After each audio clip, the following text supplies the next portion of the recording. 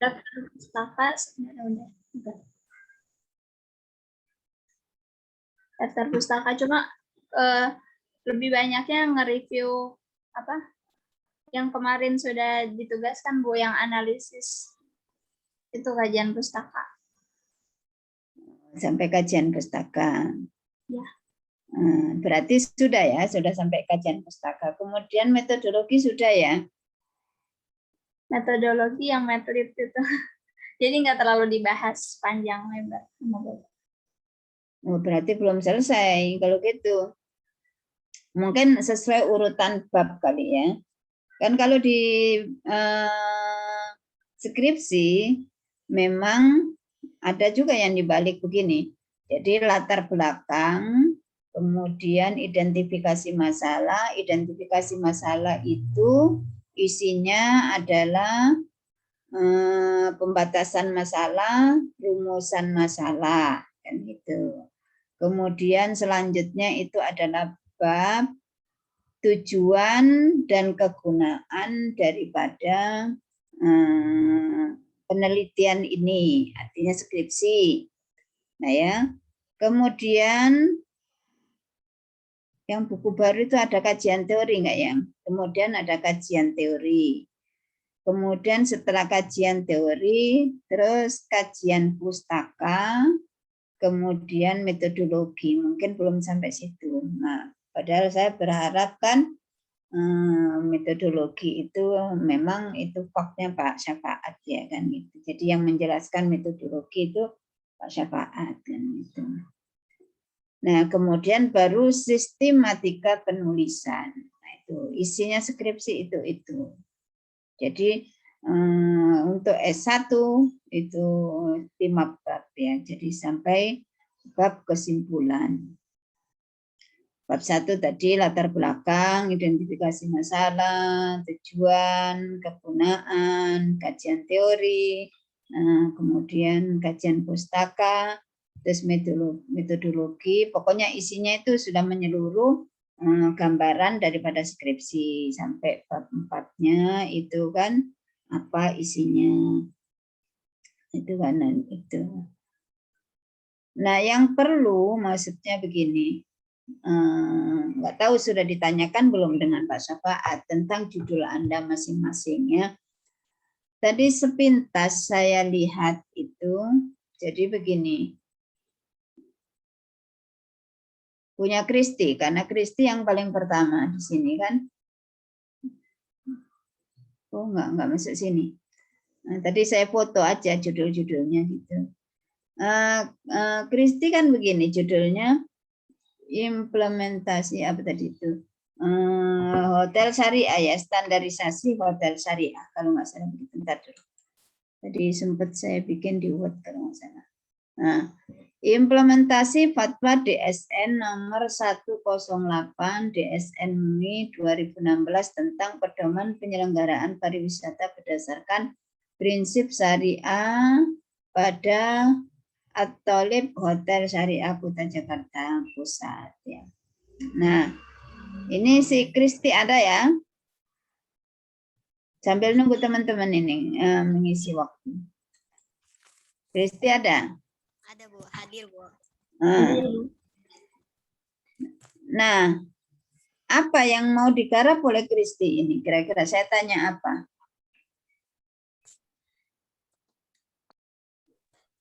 Kan mohon maaf Ibu izin jawab. Kan, Iya, memang saya tunggu jawabannya. Kan sebenarnya Al-Thalib Hotel Syariah itu kan ini Bu ya, udah masuk MUI gitu, katanya syariah. Nah, Kristi pengen neliti Bu, beneran syariah atau enggak gitu Bu. Soalnya pernah Kristi tanya juga karyawannya yang di sana gitu. Ternyata masih ada juga Bu yang belum benar-benar syariah gitu Bu. Nah, sekarang pertama begini. Kalau meneliti studi kasus ya, ini kunci semua teman-teman ya. Ini kalau mau meneliti studi kasus, pastikan dulu yang mau diteliti itu mau atau tidak. Begitu. Kenapa? Jadi bisa jadi sudah digarap kan ada yang tidak perlu ada kaitannya dengan hotel katakan gitu. Itu kan kalau kajian teorinya itu kan bisa saja ngambil dari mana saja ya. Ketika bab 2 ini sudah dikerjakan, kajian teori apa itu hotel, apa itu syariah, apa ini standar-standarnya sudah dikerjakan, ternyata hotelnya nggak mau. Terus bagaimana itu kalau begitu? Nah, ini yang perlu pikirkan matang-matang, itu lakukan dulu kalau itu memang studi kasus, artinya ada penelitiannya di tempat yang mau diteliti, itu namanya studi kasus ya kan gitu kan. Bukan berarti kalau studi kasus itu ada kasusnya, nah enggak begitu juga. Jadi studi kasus itu artinya ada tempat penelitiannya. Nah ini yang sering jadi bikin skripsi nggak jadi-jadi gara-gara studi kasusnya nggak mau. Nah ini pastikan dulu supaya nggak sia-sia. Nah ini Kristi ya, itu pertama catatan saya dari Kristi. Kemudian Anda baca standarisasi daripada hotel syariah itu apa saja. Nah ini seringkali mahasiswa itu jadi nggak fokus. Padahal standarisasi hotel syariah itu di fatwa DSN itu subnya sangat lebar sekali. Ada tentang ijarohnya, ada tentang produknya. Maksudnya apa ijaroh? Ijaroh itu kan berarti karyawannya atau tenaganya. Kan itu upah mengupah kan ya, kan gitu kan. Nah, ini saja sebetulnya itu sudah menjadi satu bab tersendiri, judul tersendiri. Jadi tidak langsung standarisasi. Nah nanti itu mungkin Anda batasannya apa si Kristi, apa batasannya? Nah kan belum tahu kan. Jadi begitu. Apa yang mau diteliti secara spesifik, artinya secara khusus, karena nanti Anda baca ya di standarisasi Majelis Ulama DSN itu banyak sekali, ambillah satu saja kan gitu. Kalau tentang produk berarti di situ hotel berarti apa produknya di situ? Berarti ada jamuan makanannya. Kemudian ada apa yang dijamukan, kamarnya loh, berarti kan begitu, kamarnya sudah sesuai standar syariah belum, nah kan begitu. Kemudian lihat aja lah apa yang menjadi topik-topik, banyak sebetulnya Suderet itu bisa digarap 5 orang kan gitu kan, dengan topiknya yang satu sub atau satu topik, apa ya bahasanya kalau di jadi pokok pertama, pokok kedua atau apa gitu ya di fatwa DSN itu, saya lupa itu. Nah itu, jadi tidak bisa selama ini mahasiswa nggak matang lah, semua dilihat sepintas begitu. Nah arahan saya pada tahun ini ya kan itu, kemudian kalau seperti tahun kemarin itu ya tidak ada perubahan namanya. Kan judul ini kan dari tahun ke tahun selalu ada. Lihat nggak punya kakak-kakak Kristi? Ada kan? Ada itu. Jadi ada semua. Nah, supaya bisa membedakan, selain itu bedanya kan tempatnya berbeda kan gitu. Nah, tapi selain itu ya harus ada lah ya. Oh begitu ya, jadi secara penelitiannya itu fokus. Nah maka di situ ada identifikasi masalahnya itu ini. Nah identifikasi masalah itu ngambilnya dari fatwa DSN aja, kamu ketik itu ada berapa identifikasi masalahnya. Nah dari identifikasi masalah itu diambil satu. mau yang mana? Nah, ini yang menjadi namanya pembatasan masalah. Nah, dari pembatasan masalah ya dijadikan pertanyaan, itu namanya rumusan masalah. Nah, begitu caranya, kan gitu kan? Nah, coba nanti Anda nanti saya kalau wilayah memberikan nilai sifat syafaat ya, kan gitu. Ini hanya sekedar apa ya, ilmu saja kalau karena yang ngajar Pak Syafaat ya yang memberikan nilai Pak Syafaat. Tapi saya selaku dekan kan, kenapa harus terlibat di sini nanti supaya skripsi itu walaupun tidak sempurna, tidak terlalu banyak bongkar pasang, lah kan itu kan. Sudah ya tidak ada, terus terang tidak ada yang langsung jadi sempurna, itu yang itu nanti terlalu hebat juga lah ya kan. Tapi ya supaya tidak terlalu banyak masalah yang harus dibetulkan kan gitu. Kadang-kadang kan nggak paham apa itu identifikasi masalah, apa itu pembatasan masalah, apa itu rumusan masalah. Ini kadang campur aduk kan gitu. Padahal itu kan dari yang global, identifikasi masalah itu masalah yang sangat banyak, kemudian dibatasi berarti ngambil 1 atau 2 paling banyak. Nah, dari pembatasan itu ditarik menjadi pertanyaan. Jadi kalau begini, tadi ini contoh si Kristi, yang lain bisa dialogikan seperti itu. Katakan tentang ijarahnya. Nah, berarti pembatasan masalahnya adalah dalam penelitian ini penulis memberikan batasan terhadap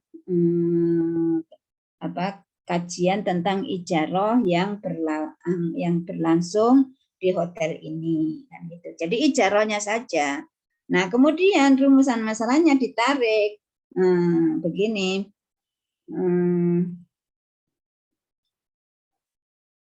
Bagaimana kan gitu kan? Bagaimana standar operasional kan gitu kan? Ijarah yang berjalan di hotel itu. Nah, nanti isinya memaparkan SOP-nya seperti ini, seperti ini. Nah, diambillah data dari responden yang ada di hotel itu. Tanya, wawancara, bagaimana Pak? Waktu Bapak masuk itu ada akadnya seperti apa? Kan itu kan. Nah, kemudian kontraknya seperti apa? Bulanankah, kalau ini ya ditanyakan. Nah, kemudian B-nya menjawabnya, apakah kan gitu kan? Apakah standar operasional yang dilakukan oleh hotel tentang ijarahnya itu sudahkah sesuai dengan fatwa DSN? Udah gitu saja. Kan gitu. Nah, itu kira-kira begitu. Nah, yang lain-lain juga begitu ya. Nah, kemudian tujuan ya gampang lah tujuan. Gitu. Itu punya Kristi yang sempat saya ini. Sudah berapa teman-teman? Sudah 36. Ya. Nah, kalau kajian pustaka kan gitu. Kajian pustaka. Beda loh ya, kajian pustaka dengan daftar pustaka. Ya, teman-teman, apa itu kalau kajian pustaka? Kan sudah belajar.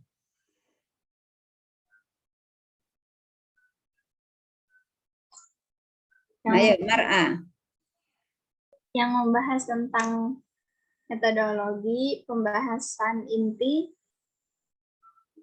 sama pembahasan intinya aja, Bu. Itu nggak, Bu? Kajian pustaka itu mengkaji. Pustaka itu adalah bacaan. Jadi intinya begini, kajian pustaka itu sudahkah ada yang mengerjakan skripsi seperti yang akan saya bahas? Jadi kalau punya si Kristi, sudah banyak sekali kajian pustakanya. Kan itu. Ngambil di mahasiswa IIK aja sudah lebih dari 5. Nah, siapa namanya? Katakan yang tahun kemarin itu bukan Marisa. Tahun kemarin itu yang dari Riau. Siapa yang kecil-kecil itu? Nah, ada pokoknya yang tahun kemarin itu ada. Itu. Nah, di situ Anda tulis siapa ya namanya, kok jadi lupa saya. Nah, katakan Siti Sofia lah ya, nggak usah mikirin nama orang lah ya. Katakan 1 atau bisa dibikin tabel ya. Tabel tuh ini apa? Kolom ya. Biasanya yang lebih mudah dibikin kolom. Ini nama. Ini kan skripsi ya. Katakan ini studi ininya levelnya masih level skripsi. Jadi yang dicari skripsi saja, atau kalau disertasi terlalu tinggi. Jadi di sini katakan tadi siapa, Siti Sofia. Judulnya implementasi fatwa DSN terhadap standarisasi hotel syariah di Riau. Nah, 1 itu. Nah, kemudian nanti di situ dia membahas apa? Nah, ini yang jadi kurang ini karena rata-rata mahasiswa nggarapnya enggak khusus. Itu tadi, kalau dibilang standarisasi, menurut fatwa DSN itu segudang itu standarisasinya. Kan gitu kan, sampai berapa lembar itu. Kan enggak mungkin. Si Kristi meneliti semuanya. Berarti harus nanya ke manajer bagian ini, kan setiap bagian kan ada kan, bagian yang legalnya, yang bagian ngurus-ngurusnya kan, ngurus supaya dapat sertifikasi. Kemudian ada bagian apa itu, yang bagian kepegawaian. Berarti urusannya kalau kepegawaian kan rekrutmen. Nah, apa syarat rekrutmen pegawai hotel syariah? Ini kan ada ketentuannya. Termasuk ijarohnya tadi, upahnya. Kemudian ada yang bagian dapur, ngurusin makanannya. Loh, ini semua kan bisa dibahas masing-masing. Mestinya diambil 1 saja. Nah, ini bisa lah katakan ngambil punya si Sophia tadi itu membahasnya tentang makanannya. Nah, si Kristi tentang ijarohnya. Nah, ini yang membedakan. Jadi garis besarnya adalah kajian pustakanya itu tentang hotel, standarisasi hotel. Tapi yang membedakan khususnya ini, saya khusus membahas ininya, yang lain membahas ininya. Nah, itu namanya kajian pustaka itu begitu. Jadi mencari judul-judul yang mirip dengan judul yang akan dibahas, itu namanya kajian pustaka. Kemudian apa manfaat daripada kajian pustaka? Dengan melihat punya orang, kan gitu kan, kita nggak blank, apa sih yang mau kita tulis. Tapi tidak pula boleh persis, karena nanti ada plagiarisme kan. Ya bagaimana cara mengolahnya. Nah, kalau terkait judul, kalau ternyata di IKI ada yang persis kan nggak boleh. Nah, tapi kesannya persis tapi tidak persis karena di dalamnya tadi itu yang satu bahas ijarohnya, yang satu bahas produknya. Nah, kan beda kan? Tapi judul garis besarnya kesannya sama kan begitu. Nah, itu namanya kajian pustaka. Jadi mencari, nggak tahu berapa sekarang itu standarnya, itu minimalnya berapa, yang mencari judul-judul yang bahkan persis ya, mirip atau persis, tapi katakan kalau standar ya tadi itu ada hotelnya standar hotel syariah menurut MUI. Nah, itu ada berapa, yang satu di Riau, yang hotelnya namanya apa, yang di sana namanya apa, kemudian topik yang mau dibahas apa, itu namanya kajian pustaka. Ya, katakan ini. Nah, tadi sempat yang kedua, saya lihat implementasi maqasidus syariat dalam salon muslimah. Nah, ini kalau kajian pustaka juga seperti itu. Sudah pernahkah ada yang membahas tentang salon muslimah? Nah, atau ya salon, karena ini tujuannya salonnya kan gitu. Kalau implementasi Maqasidus Syariah itu kan kenapa sih harus salon muslimah? Kemudian implementasi Maqasidus Syariah. Apa ini? Punya siapa nih?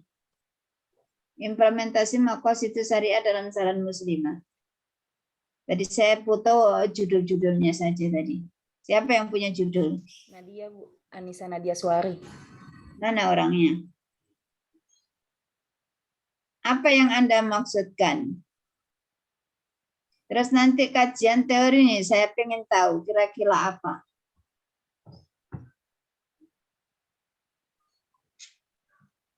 Mana Nadia Suari?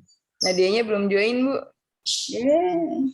Padahal begini kesempatan. Kalau kayak tadi kan, anak turistik kan jadi dapat bayangan setelah saya ngomong. Nah, kalau dulu saya ngajar tuh begitu. Saya kupas satu-satu, gitu lah. Ini punya kesempatan nggak digunakan. Saya sudah mau koreksi, Anda tidak ada.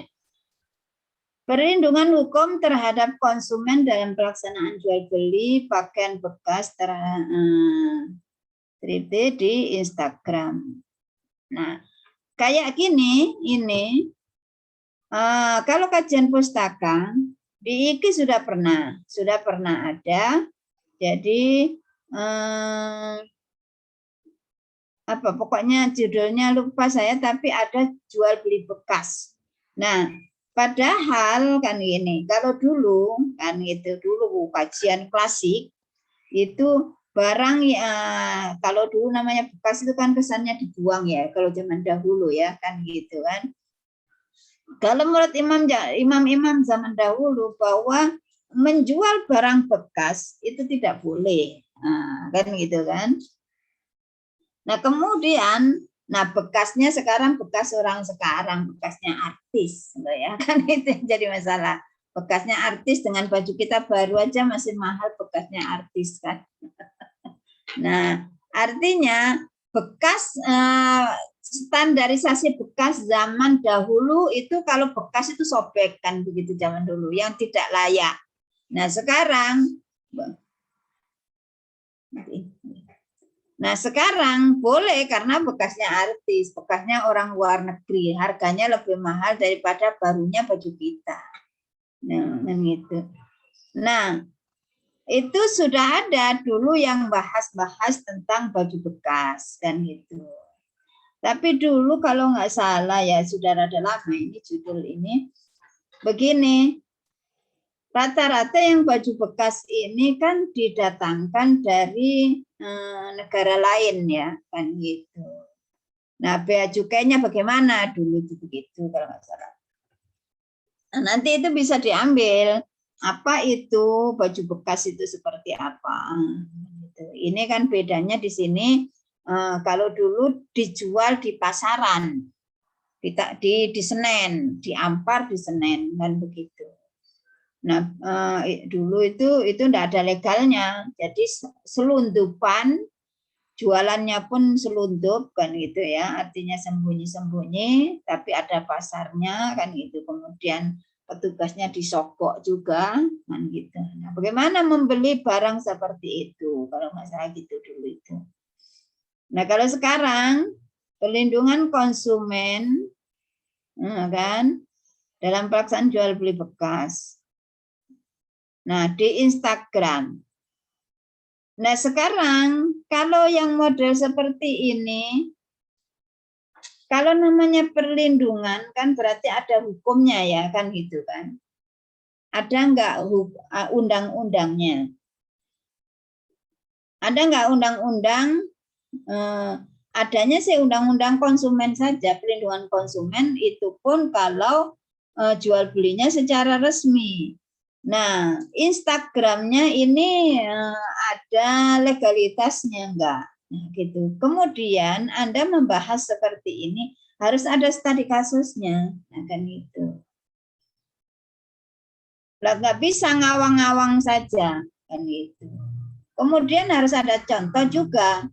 Ada nggak orang yang pernah dirugikan di dalam jual beli pakaian bekas? Ternyata sampai rumah kan itu ada yang sobek. Nah, begitu kan ceritanya. Nah, di sini perlindungan terhadap jual beli itu namanya kalau di bahasa kita itu khiyar. Kan boleh nggak dibalikkan? Itu maksudnya. Bisa nggak komplain? Itu maksudnya sih khiyar kan itu. Nah, kemudian kalau di dalam Instagram, khiyarnya khiyar apa? Kan gitu. Kalau secara fikih muamalah, khiyar itu kan ada khiyar majelis, ada khiyar syarat, kemudian ada 3. Khiyar majelis itu jadi boleh ditukar selama belum dibawa pulang atau ada dibawa pulang tapi sudah ada ketentuannya, boleh Bu dibawa pulang, kalau nggak cocok boleh dikembalikan, tapi tidak boleh lebih dari 3 hari. Itu namanya khiyar majelis ya. Kemudian kwitansinya jangan hilang, itu. Kemudian khiyar aib, ternyata sampai rumah kan gitu. Ada yang bolong. Nah, ini juga jadi masalah juga kalau di pasar. Kenapa nggak dilihat dari awal? Tapi ini kalau belinya kodian nggak mungkin untuk dilihat satu-satu. Nah, itu namanya khiyar aib kan. Terus ada khiyar syarat. Boleh dikembalikan selama belum lewat waktu yang menjadi kesepakatan. Nah, ini bagi yang mempunyai judul seperti ini tadi, nah itu kan nanti masuknya ada nggak undang-undangnya tentang jual beli di Instagram, dan itu masuknya kalau dikaitkan dengan fikih muamalah berarti itu bab khiyar, itu. Nah seperti ini itu kajian pustakanya ya nyari yang mirip-mirip perlindungan konsumen. Nah, ini juga harus dibuktikan, tidak bisa hanya sekedar teori lah ya kan gitu. Jadi, pernahkah ada orang yang dirugikan dengan beli barang bekas yang onlinean ini tadi itu lewat Instagram itu. Harus ada jadi contoh, maksudnya begitu. Nah, kalau enggak apa yang akan dibahas kan itu. Tidak skripsi zaman sekarang bukan skripsi tentang teori.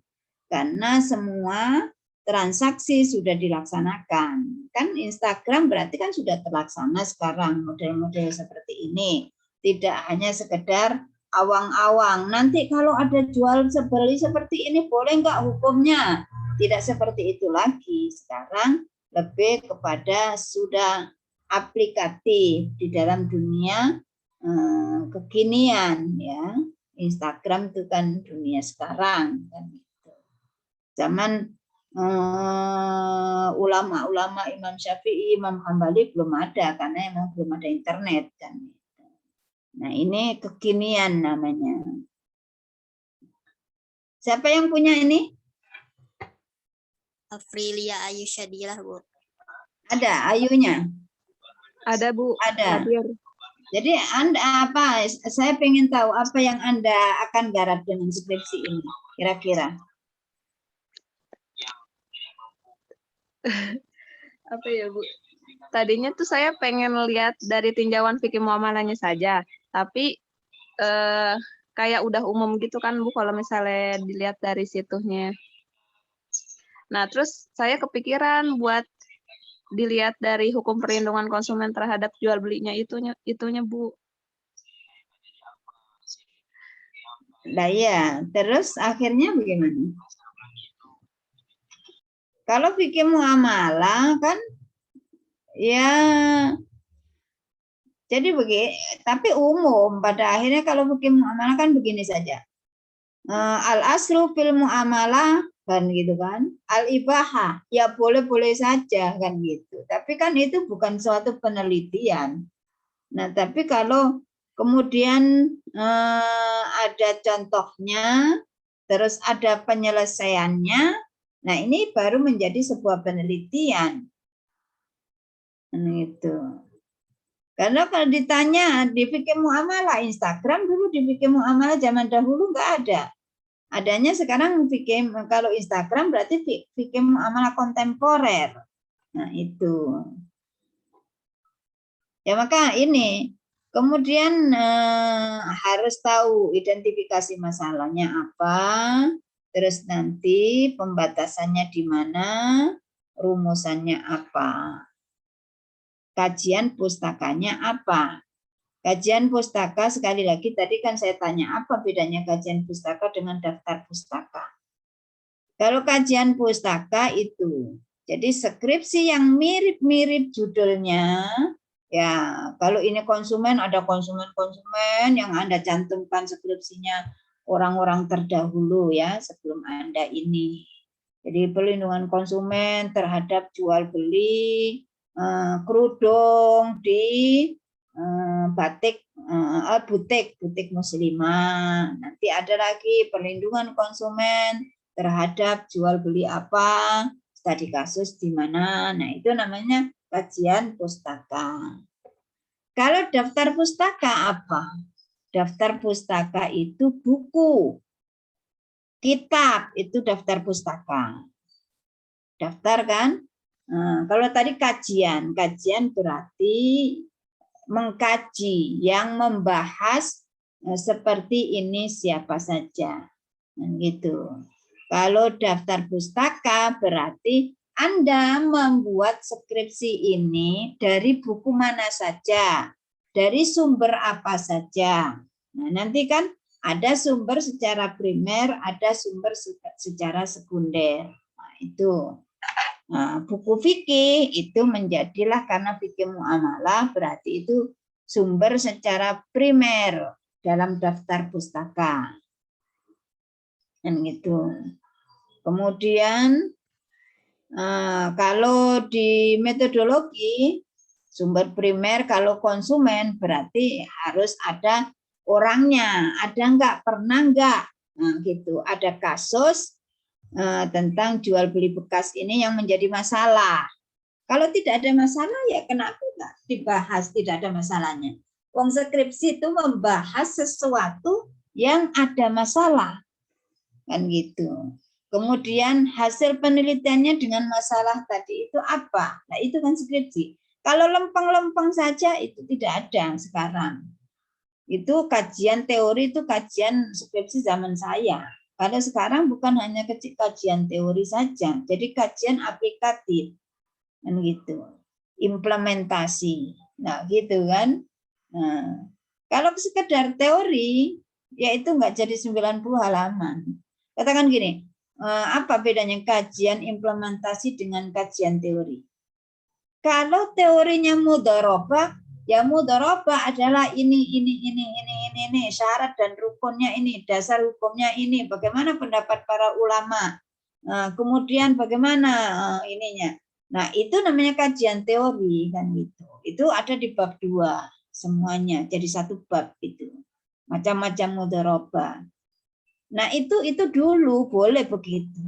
Sekarang tidak lagi begitu. Jadi apa sekarang yang boleh dibahas dari mudharabah? Implementasi. Bagaimana pengeterapan kajian teori tadi diterapkan di dunia perbankan, di dunia lembaga keuangan. Sudahkah sesuai mudharabah yang ada di dalam fikih dengan kenyataan di lapangan? Nah, sekarang itu begitu. Tambahannya adalah implementasi di lapangan. Kajian teorinya seperti ini, di lapangannya sesuai atau tidak. Nah, gitu. Di lembaga keuangan, itu kajian teorinya, itu sudah ada fatwa DSN, harus begini, harus begini. Tapi mungkin enggak di lembaga keuangan itu tidak melaksanakan sebagian daripada aturan-aturan yang ada di lembaga di DSN. Mungkin enggak kira-kira? Anda belajar fikih muamalah? Mungkin Ibu. Sangat mungkin. Kan gitu. Nah, nanti kalau ditanya, loh Pak, kenapa begitu? Nah, kan gitu, katakan ada DSN-nya. pasti ada jawabannya. Nah, maka sekarang tuh yang menjadi perdebatan yang ini kan begini. Allah sama aja bank syariah dengan bank konvensional. Toh masih ini juga. Nah, jawabannya orang yang menjadi DPS kan gitu. Masih disempurnakan kan gitu loh. Seperti kasus begini. Kalau di dalam IMBT kan ya, ijarah mumtahiyah bitamlik itu kalau konsepnya itu kan BPKB itu kan masih menjadi milik bank kan gitu. Nah, tapi nanti kalau sudah jadi baru dialihkan BPKB-nya lagi, bukan BPKB ya, kalau muntahiyah bitamlik itu lebih sifatnya itu biasanya ke perumahan ya, ke apartemen, ke apa kan gitu. Nah ini kalau proses seperti ini sesuai dengan syariah harus 2 kali proses, ini memakan biaya yang balik BPKB ini kan memakan biaya. Jadi nanti jatuhnya bank syariah lebih mahal. Nah, kan gitu. Nah, maka ijarah mumtahiyah bitamlik di lembaga syariah itu langsung dinamakan, katakan saya yang menjadi pelaku, langsung dinamakan itu BPKB-nya sertifikat rumahnya itu kan, itu langsung dinamakan saya. Lah yang sesungguhnya dalam fikih muamalah ini tidak boleh begini. Nah, ini kan menyalahin namanya kan gitu kan. Nah, kan nggak boleh Pak, ini kan masih menjadi miliknya bank sesungguhnya atau menjadi miliknya developer atau bagaimana kan gitu ya. Nah, ini dalam rangka penyempurnaan kan gitu supaya biaya daripada biaya operasional nanti kalau balik nama itu menjadi semakin jatuhnya mahal bank syariah, maka dinamakan orang yang ini kan itu kan, yang ijarah tadi. Tapi nanti diempel-empelin gitu kan jawabannya, tapi tidak diserahkan kepada nasabah. Jadi sertifikat nama muzayana, tapi dalam tanda kutip belum bisa diserahkan. Nah, nanti pengambilannya itu ada surat tersendiri kan. Jadi miliknya menjadi milik saya, tapi yang nyimpan di bank itu supaya menghindarin transaksi 2 kali yang katakan kalau itu jumlahnya itu 1 hektar, balik nama kan mahal juga itu kan, bisa ratusan juta untuk mengalihkan kepemilikan. Nah, menghindari yang demikian, nah itu kalau dikaji secara fikih itu, wah ini nggak sesuai ini kan gitu. Harusnya kan begini, sama dengan murabahah. Murabahah itu yang harus beli itu bukan nasabahnya. Murabahah itu kan bank yang jualan, harusnya bank punya produknya kan gitu. Tapi kan nggak mungkin lembaga keuangan kayak toko. Maka yang terjadi apa? Murabahah di bank itu begini, dia pasang harga motor sekian, kemudian dijual kepada nasabah sekian. Nah, tapi di banknya nggak ada motornya. Nanti itu si yang mau murabahah, saya yang mau beli motor dengan sistem murabahah tadi, saya disuruh ngambil sendiri kan gitu. Nah, ini namanya wakalah kan gitu. Yang sesungguhnya itu harusnya itu bank kan gitu. Itu boleh diwakilkan kepada nasabah. Tapi ada ketentuannya. Nah, itu tambahan jawaban dari orang DSN biasanya. Nah, kalau dikaji secara ini tidak sesuai. Ada lagi kemarin murabahah, banyak sekali murabahah itu nggak bisa habis ya. Tadi kasus di Surabaya, ternyata dengan wakalah ini kan gitu. Ternyata dengan sistem wakalah ternyata nggak beli motor itu kan gitu. Kenapa sih ada harus begitu? Ini kan menghindarin jangan sampai bank syariah itu menghutangkan uang yang untuk konsumtif, maksudnya kan begitu. Kan utang konsumtif itu kan nggak boleh. Dari mana itu nanti mengembalikannya? Kemudian bagaimana cara memberikan laba? Sementara dia duitnya dipakai beli beras, dipakai yang tidak membayar utang. Nah, kan menghindarin utang yang seperti ini yang tidak boleh dalam syariah. Maka terjadilah murabahat tadi itu harus betul-betul dibelikan. Nah, di Surabaya kasusnya di skripsi yang kemarin itu banyak nasabah yang nakal, disuruh menyerahkan bukti kwitansi pembelian, bulat saja kan gitu katanya, nanti ternyata ya itu pasti lapangan ternyata tidak dibelikan sesuai dengan perjanjian yang ada di PMT. Nah, ini kan masalah juga. Nah, itu yang digarap oleh skripsi mahasiswa. Sarannya apa? Pada akhirnya sedikit bahwa pelaksanaan dari murabahat di PMT ini ada ketidaksesuaian sebagian daripada yang menjadi persyaratan. Itu. Nah, solusinya apa?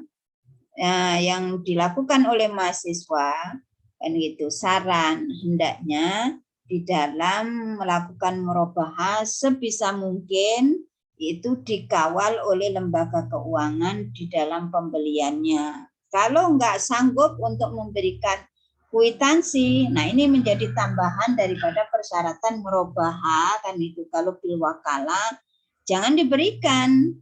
Nanti menyalahi aturan tiba-tiba karena itu tidak dibelikan untuk modal kerja, tahu-tahu dibelikan untuk bukan beli, untuk bayar utang. Akhirnya kan nanti bermasalah di belakangnya karena dia untuk membayar utang bagaimana untuk nyicil, bulat lagi lah kan itu. Nah, itu namanya kajian pustaka. Jadi yang membahas yang mirip-mirip, murabahat tentang murabahat semuanya, mudharabah tentang mudharabah semua, hotel tentang hotel semuanya. Kemudian ijarah, siapa saja dari skripsi yang membahas ijarah, kemudian bedanya di mana? Nah, itu namanya kajian pustaka. Jangan Anda membahas hotel syariah, kemudian ada kajian pustaka nyelip di situ. Tentang musyarakah, yang nggak nyambung, kan? Jadi kalau musyarakah ya judul yang Anda cantumkan di situ musyarakah semuanya, mudharabah semua. Kemudian Anda baca di mana persamaan dan perbedaan yang Anda lakukan. Minimal kata dosennya, saking kasihannya sama mahasiswa, ya minimal studi kasusnya beda, yang satu di Riau, yang satu di Sumbawa, kan gitu, beda tempat, ya tapi harus bisa menyajikan, karena kalau tidak, katakan mudharabah, standar mudharabah ya semua sama mudharabah kan gitu. Nah, tapi kalau dengan implementasi kan mestinya adalah sedikit bedanya di BMT. Mudharabah di BMT, SOP-nya seperti apa, mudharabah di lembaga keuangan, SOP-nya seperti apa. Nah, itu namanya kajian teori. Ya. Kalau kajian pustaka, kajian pustaka tadi itu ya, kalau daftar pustaka itu Anda menulis itu tentang definisi. Nah, ngambilnya dari mana? Ya buku lah ya, buku-buku yang Anda baca, yang Anda kutip, itu namanya daftar pustaka.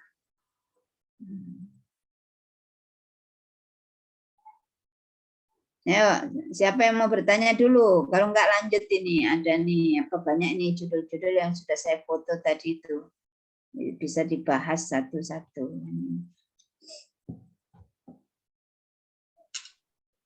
Ayo, siapa mau bertanya dulu?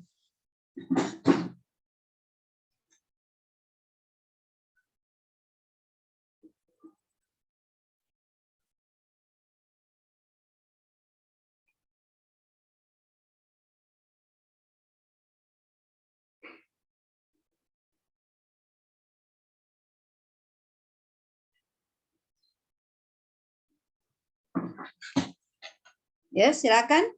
Ibu mau tanya, Ya, perbedaannya analisis kesesuaian akad sama implementasi akad itu apa sih, Bu? Sama-sama. ya itu beda bahasa aja, tapi intinya itu nanti hasilnya sama. Kalau implementasi contohnya begini. Nah, tapi isinya sama. Implementasi berarti kayak tadi, bahasannya itu menilai kesesuaian. Artinya tadi SOP yang dijalankan di lembaga keuangan tentang mudharabah seperti ini standar operasionalnya. Kemudian dicocokkan dengan fatwa DSN, itu akhirnya kan implementasi.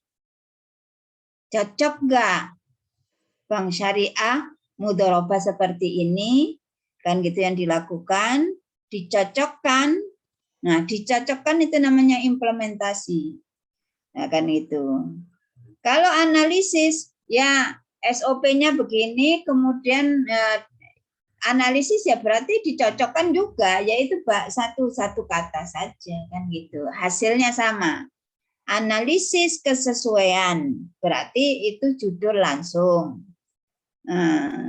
Analisis kesesuaian mudharabah mutlaqah, kan gitu kan. Mudharabah mutlaqah di BMT Darussalam. Itu langsung, nggak usah studi kasus, karena Darussalamnya sudah langsung disebutkan, kan gitu. Nah, isinya sama. Kemudian judul yang satu begini, implementasi fatwa DSN terhadap mudharabah mutlaqah. Nah, kan gitu kan. Studi kasus di Darussalam itu persis isinya. Karena isinya itu juga kan itu. Nanti di rumusan masalahnya bagaimana standar SOP daripada mudharabah mutlaqah di Darussalam. Kemudian B-nya jawabannya bagaimana kesesuaian dengan mudharabah mutlaqah di Darussalam tadi dengan fatwa DSN. Nah, sama. Tinggal milih aja mau bahasa yang mana, tapi isinya sama. Kan menganalisa juga kan? Kita tidak akan bisa menyatakan sesuai atau tidak sesuai kalau tidak dianalisis. Diamati, analisis itu diamati, dicocokkan. Nah, itu. Oke enggak jawaban begitu? Mar'ah. Ya. Teman-teman yang lain. Sama itu, Kristi juga begitu. Kan? SOP-nya dulu, kemudian sesuai tidak. Nah, itu kan menganalisa kan? Harus turun ke lapangan. Melihat, bertanya, wawancara. Kan gitu. Itu namanya analisa. Kalau sudah cocok, ya ditulis, sudah sesuai. Kalau tidak cocok, nggak berani bahasanya bagaimana. Sebagian sudah sesuai, sebagian belum. Padahal aslinya belum cocok. Tapi bahasa halusnya kan begitu. Sebagian sudah dilaksanakan, sebagian yang lain belum. Kan gitu. Nah, tinggal berapa persen. Padahal banyak yang belumnya daripada yang sudahnya. Nah, itu. Siapa lagi yang mau bertanya? Ini pemantapan. Saya kan bukan memantapkan saja. Ibu, kalau Al-Quran itu boleh dijadiin footnote nggak, Bu? Saya tahu. Not. Iya. Kenapa? Ya, kayak ya boleh itu kalau Anda sudah kelebihan halaman. Orang itu kan susah mencari halaman. Kenapa dijadikan footnote? Footnote itu kan ditulisnya secara kecil-kecil di bawah. Nggak masuk halaman istilahnya. Contohnya bagaimana dijadikan footnote? Rasanya jarang lah ya Quran dijadikan footnote. Biasanya ya begini, sesuai dengan firman Allah. Nah itu bukan di footnote kan di badan skripsi kan. Itu yang lebih banyak begitu itu kalau disertasi dan gitu. Karena disertasi itu kan hasil karya. Nah ini yang bikin pusing para dokter itu kan begitu. Kalau S1 kan dituliskan di badannya semuanya. Nah, kalau disertasi itu kitanya ngomong dulu ya, panjang-panjang kan gitu. Baru sesuai dengan Ali Imran itu Ali Imrannya lafalnya nggak boleh ditulis. Mencari 300 halaman itu kan puing juga. Nah, kalau S1 kan nggak ditulis semuanya, Qurannya, hadisnya, nah, begitu. Ya boleh-boleh saja, tapi ya apakah sudah kelebihan halaman kan itu yang dipertanyakan kan gitu. Ya. Tapi kalau dasar hukum ya kan gini kan. Kajian teori yang di bab 2 itu kan begini. Runtutannya ya. Kalau mau pakai pengantar ya pengantar lah. Apa begitu katakan kalau mau bahas apa skripsi tadi siapa ya yang sudah ya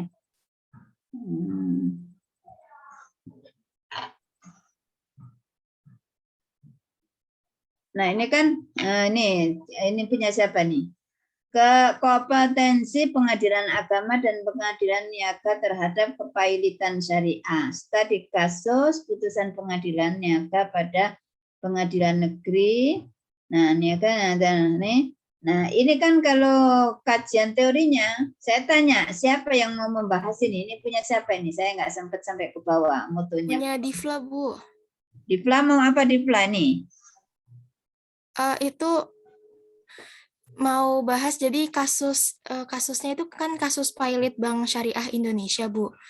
Nah, pengadilan agama itu menurut putusan MK punya wewenang untuk memproses masalah ekonomi syariah. Tapi kok ini masalah kepailitan Bank Syariah Indonesia kok ditanganin sama pengadilan niaga, pengadilan negeri. Jadi sebenarnya yang punya wewenang untuk ini tuh pengadilan niaga atau pengadilan agama gitu, Bu, intinya. Terus enggak, sekarang saya tanya, kaitannya dengan kajian teori.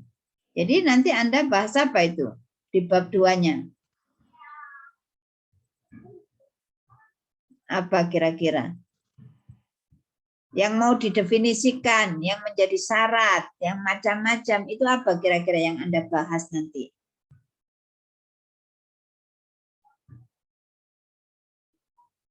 Sudah kebayang nggak, Difla?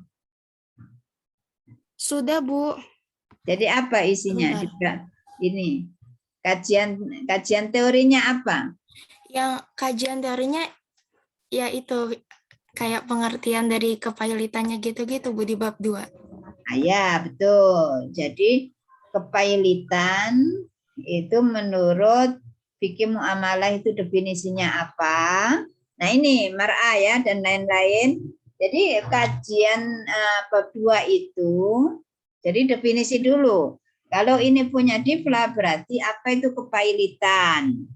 Kemudian terus definisi, setelah definisi adalah dasar hukum. Yang namanya pailit, ada nggak pailit di dalam Quran? Kan gitu kan? Nah, pastinya ada. Itu mungkin kalau dikaitkan itu wa in kana dzu usratin kan berarti orang itu pailit, nggak bisa bayar hutang. Nah, itu. Nah, seperti itu apa itu mau dijadikan footnote kan enggak kan? Ditulis kan? Berarti dasar hukumnya pilot di dalam Quran. Nah, berarti ayat, surat ayat, kemudian bunyinya apa, terjemahnya apa. Kemudian ditambah lagi dasar hukum bahwa zaman Rasulullah ada orang yang pilot. Apa hadisnya? Nah, itu biasanya kalau S1 begitu. Dicantumkan langsung. Jarang lah ya kalau S1 itu Quran, kecuali apa teks ya, teks dari kitab saking panjangnya. Nah, ini di-copy, kemudian dijadikan footnote, terus kita menulis rangkumannya saja di bodinya itu. Nah, itu biasanya disertasi itu seperti itu. Dan itu kalau ditulis di footnote kan kecil-kecil itu. Kalau ditulis di body itu jadi satu halaman. Kalau di footnote-kannya itu jadi cuma berapa ini karena apa jenis fontnya kan kecil. Ini itu fontnya kecil, kemudian spasinya kecil. Nah itu kalau footnote itu kan begitu.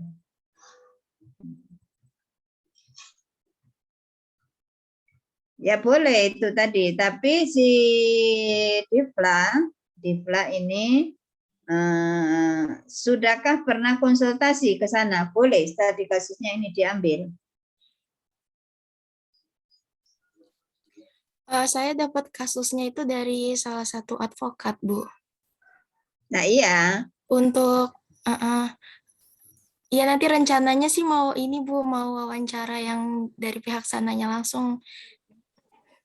Belum ada, Bu. Nah, maka itu langkah pertama kalau sudah mau garap betul ya. Itu Anda sudah punya proposal lah ya. Nah, proposal yang sekarang ini boleh kalau itu sudah sempurna. Kan biasanya kalau mengajukan studi kasus mau kunjungan ke lapangan ya, katakan ke pengadilan. Nah, itu kan mesti bawa surat. Biasanya diminta proposalnya mana, kan gitu. Kemudian mau tidak setelah surat itu dimasukkan ke sana, kan gitu. Kalau kasus seperti ini di internet banyak kan, tinggal mencocokkan mau tidak pengadilannya. Gitu. Ya bagus juga kan gitu kan.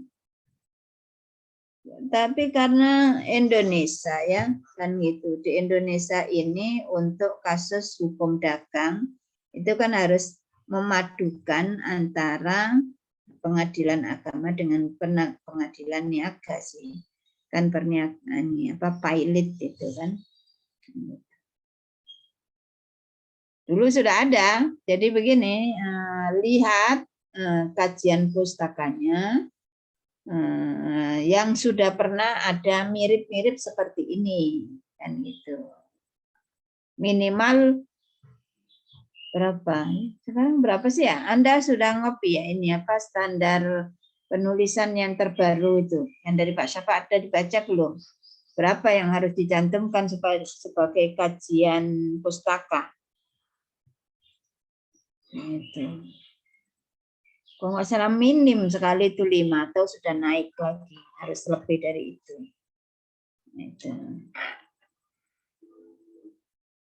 Tadi apa tadi pertanyaannya lupa. Oh body ya apa itu tadi boleh nggak Quran dijadikan footnote ya boleh saja tapi sayang saja.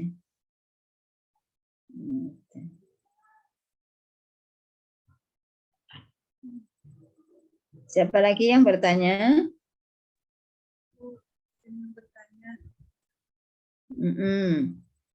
Kalau perumusan masalah cuma 2 nomor boleh nggak? Gimana? Perumusan masalah cuma 2 nomor, cuma 2. Memang rumusan masalah itu umumnya 2 kan gitu. Jarang 3 itu boleh kan gitu. Tapi yang umum ya 2 saja. Memang rumusan masalah kan tadi.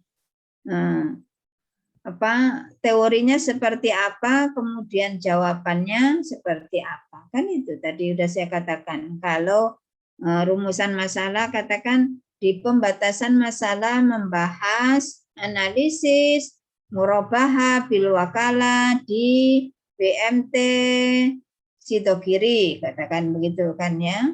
Itu kan satu. Pembatasan masalahnya kan tentang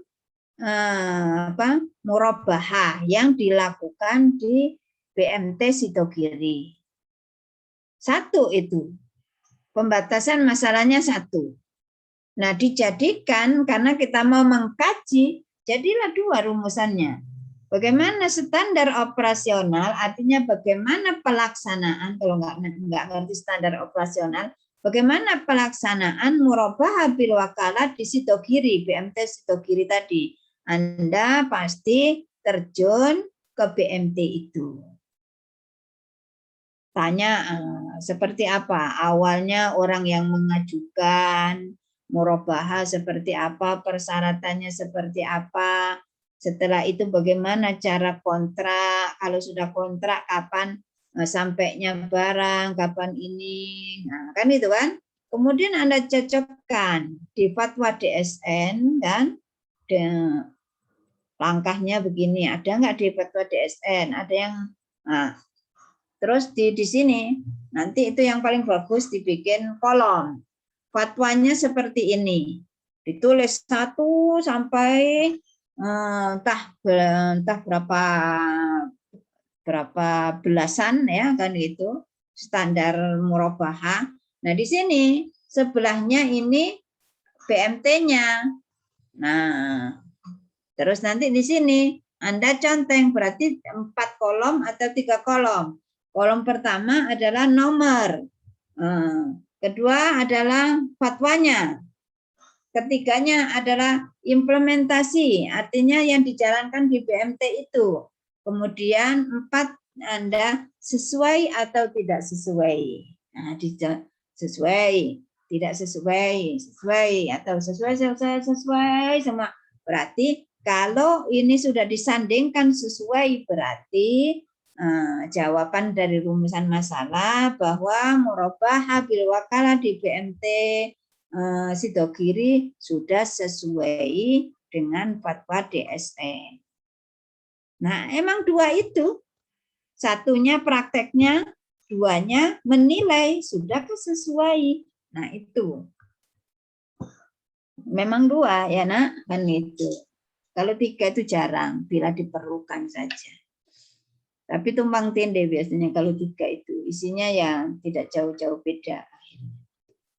Nah, kemudian ini sebagai tambahan bahwa begini, apakah semua itu bahasanya implementasi atau analisis? Nah, ini yang kadang-kadang ada sebagian ya belum paham betul kan gitu. Kalau lembaga keuangan itu analisisnya adalah fatwa DSN. Tapi kalau bukan lembaga keuangan, analisisnya fikih muamalah. Contohnya apa?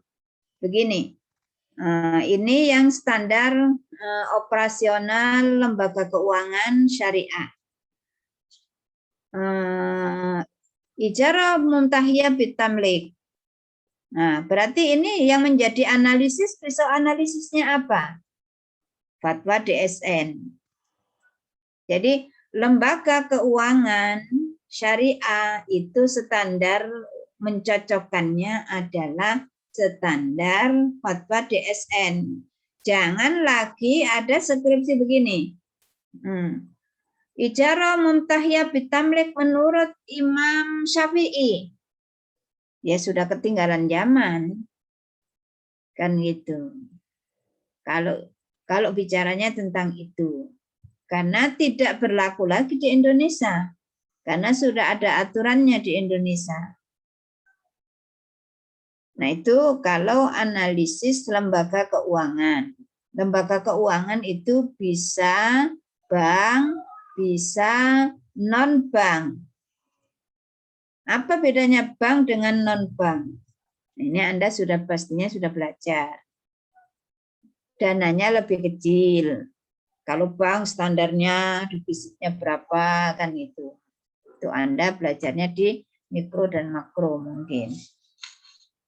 Nah, kemudian kalau bukan lembaga keuangan sekarang contohnya. Bagaimana tinjauan hukum Islam pada akhirnya kabur kan gitu ya. Bagaimana tinjauan hukum Islam terhadap jual beli ikan tebasan di Gresik? Nah, tadi sempat saya ini kan itu melihat sebentar tadi itu ada yang judulnya seperti itu, tapi persisnya seperti apa nggak hafal saya. Pokoknya contohnya jual beli tebasan ikan. Nah, ini kan kalau tebasan ikan itu kan bukan lembaga keuangan. Ya, bukan lembaga keuangan. Kemudian bukan kontemporer, itu kan lagu lama itu kan. Nah, yang begini apa standar analisisnya adalah fikih muamalah. Kembali kepada pendapat para ulama. Imam Syafi'i boleh enggak? Imam Hanafi boleh enggak? Imam Abu Hanifah boleh enggak? Kan gitu. Imam Hambali. Abu Hanifah dengan Imam Hanafi kan sama ya. Nah itu. Jadi kembalinya kepada para tokoh.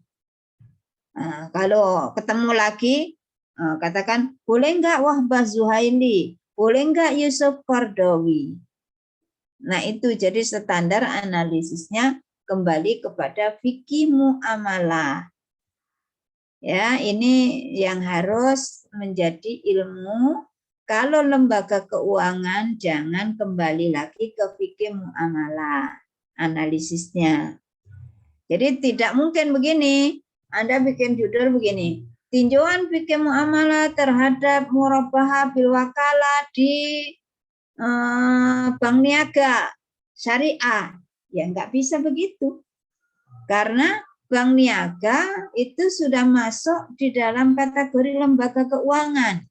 Maka standar operasionalnya harus mengikuti fatwa DSN. Tidak lagi kembali kepada pendapat para ulama zaman dahulu. Nah, itu.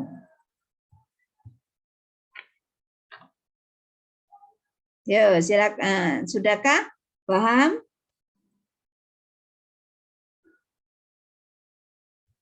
Ada yang bertanya lagi?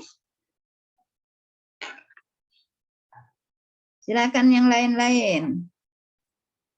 Justru kesempatan bertanya akan membuka wawasan Anda. Aku mau apa ya, kan begitu.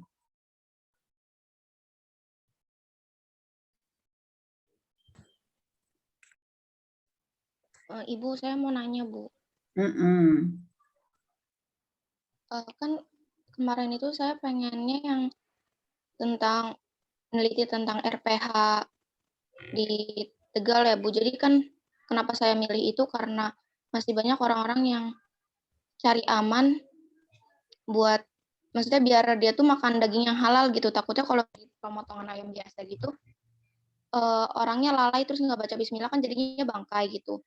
Jadi saya tertarik neliti di situ gitu biar orang-orang tuh, oh ini tuh udah ada standarisasi kehalalannya loh, jadi insya Allah halal gitu.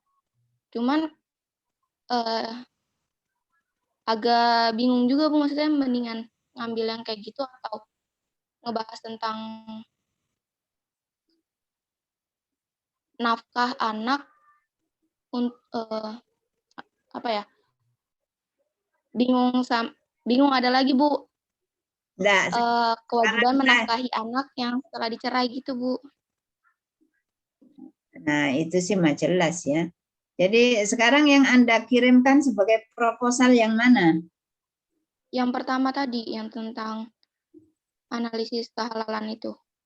Enggak, yang mau analisis apa? Judulnya apa sih? RPH. Enggak, saya belum. Hah? Iya yang RPH. Enggak, jadi RPH. Judulnya apa?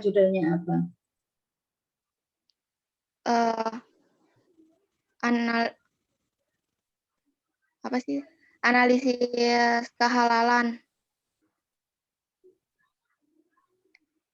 Ya, Aduh, nanti dulu. Sebenarnya Ya. belum, masih ngawang Bu, jadi belum gitu.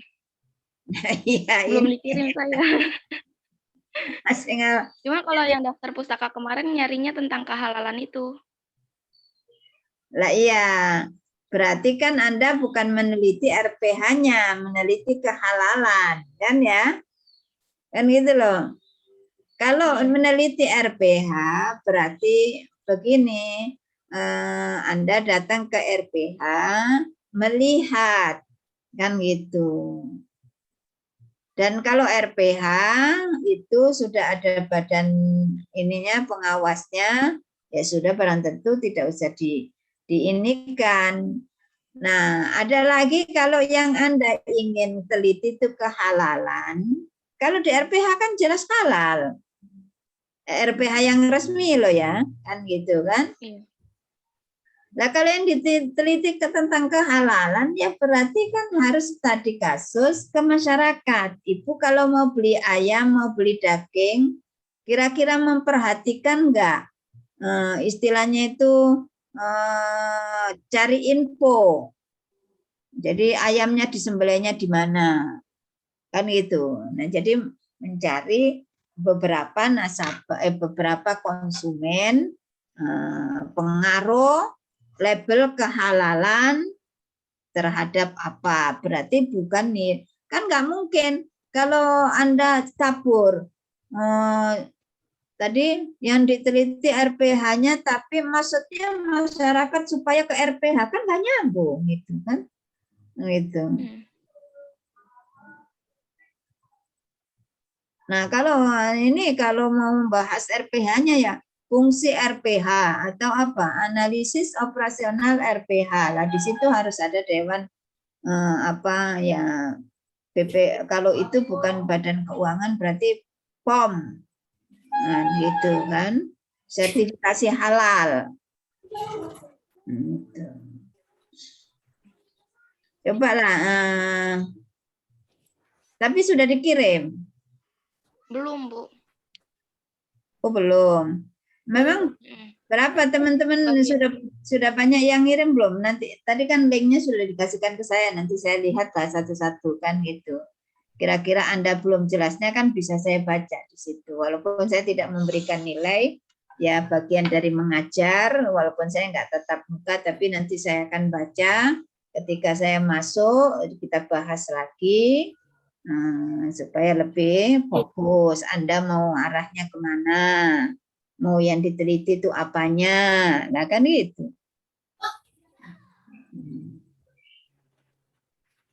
Ya coba lihat begini ya, baca-baca yang terkait dengan kehalalan atau tentang kemarin juga ada itu skripsi yang sebelumnya ini tentang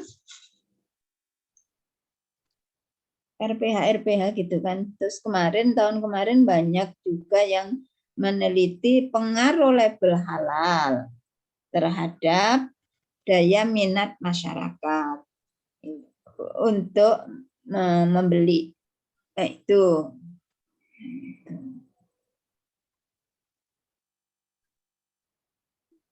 Kirim dulu lah, nanti coba saya ingin tahu apa maksud Anda kan gitu.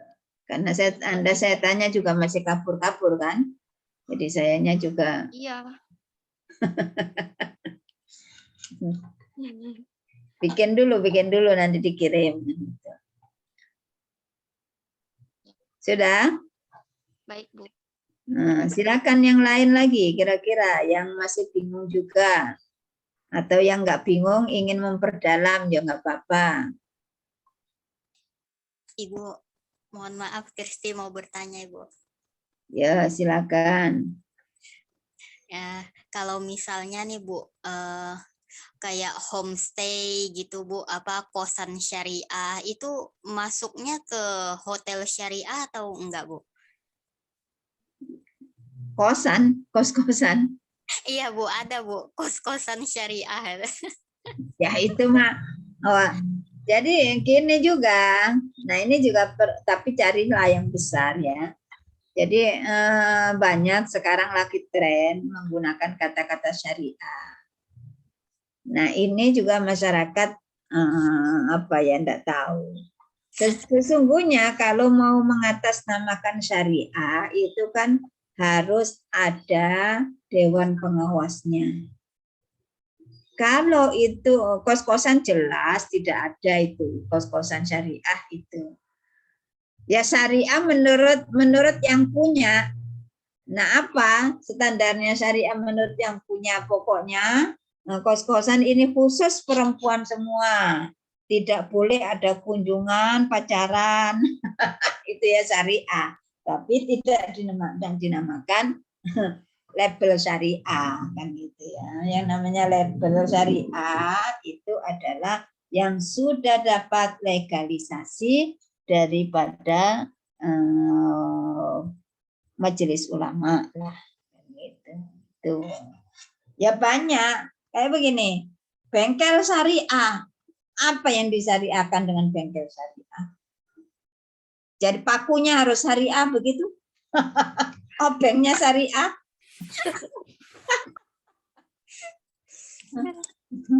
Ya itu trennya saja, tapi ya nggak masuk lah ya. Ya kalau mau ya gini, itu kalau kos-kosan kan masuk ijaroh lah ya Kak, kajian ijaroh saja, kan itu. Menurut fikih muamalah kan begitu, bukan menurut fatwa DSN. Tapi ya kontrakannya jangan satu pintu, yang punya kontrakan 20 pintu satu orang, nah itu baru dikaji kan gitu.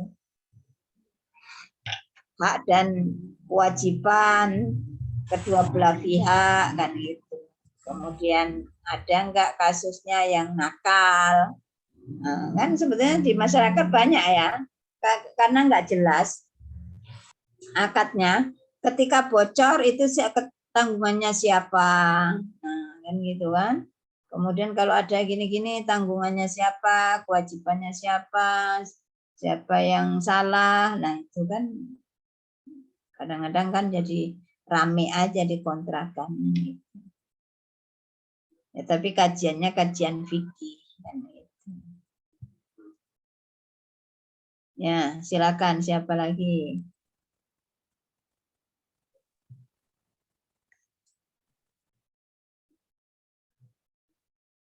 Sampai jam berapa? Jam kedua Anda kuliah lagi? Iya, Bu. Ya, kalau sudah ya kita akhirin saja. Boleh lewat ini ya. Anda bikin grup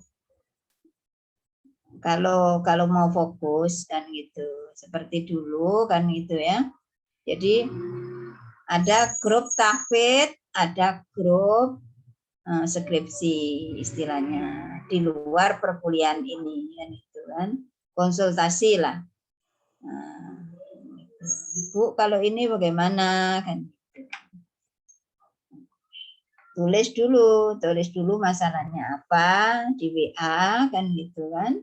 Kemudian kalau terlalu panjang jawabannya ya boleh telepon. Nah, gitu. Kadang kalau saya males nulis ya saya yang telepon misalnya.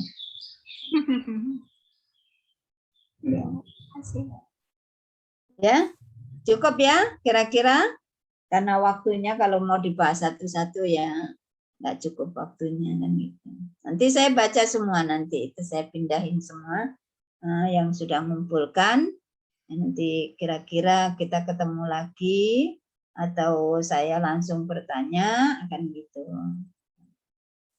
Demikian kurang lebihnya mohon maaf ya. Akhirul kalam. Assalamualaikum warahmatullahi wabarakatuh. Waalaikumsalam warahmatullahi wabarakatuh. Terima Terima kasih Bu. banyak, Ibu. Terima kasih banyak, Ibu. Sama-sama ya. Ngajarnya sesekali. Dah Ibu Lab ya.